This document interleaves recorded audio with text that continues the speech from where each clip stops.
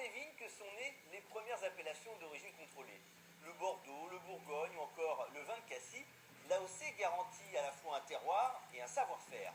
Mais avec plus de 400 vignobles reconnus AOC en France, il est parfois difficile de s'y retrouver. Bienvenue à Saint-Émilion, une des appellations mythiques du terroir bordelais.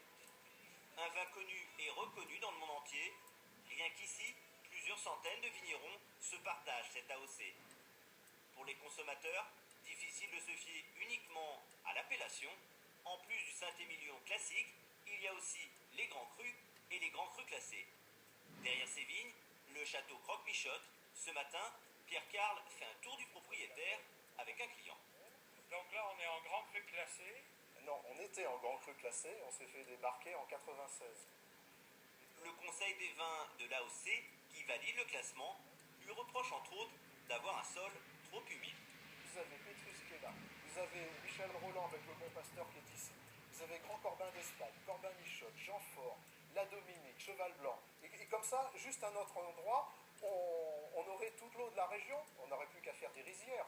Études scientifiques à l'appui, Pierre-Carl et deux autres vignerons ont porté plainte contre X. Tous contestent l'opacité du cahier des charges et soupçonnent plusieurs conflits d'intérêts. Et l'impact sur le business est immédiat. On s'est fait quand même distancer, le déclassement a plombé nos prix. On a besoin de la mention Saint-Émilion, de l'AOC Saint-Émilion Grand Cru pour vendre, mais si on est classé, c'est un plus qui parle aux consommateurs. Vérifie que la hauteur soit bien la même sur l'étiquette de la contre-étiquette.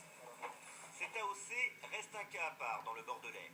Contrairement au Médoc et son classement presque inchangé depuis 1855, celui de Saint-Émilion est remis en cause tous les 10 ans. En 2006, ce classement a déjà été annulé. La dégustation à l'aveugle a été contestée par Pierre. Les grands crus déjà classés avaient été écoutés à part. Le classement de 2012 risque lui aussi d'être annulé.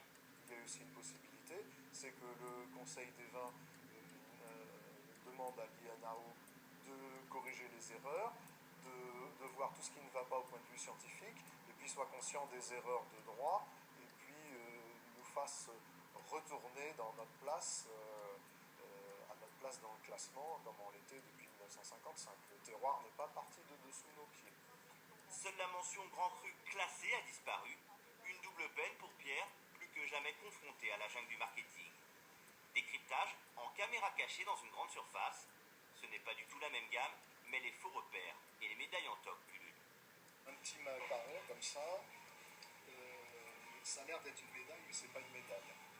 La numérotation, ça fait toujours croire que c'est un produit de quantité.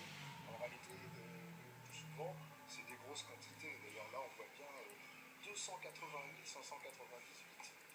Pour le consommateur, l'AOC et désormais l'IGP pour les 20 pays indiquent réellement un terroir. Mais pour le choix final, peu importe les médailles et les classements, cela reste une affaire de goût et bien sûr de budget.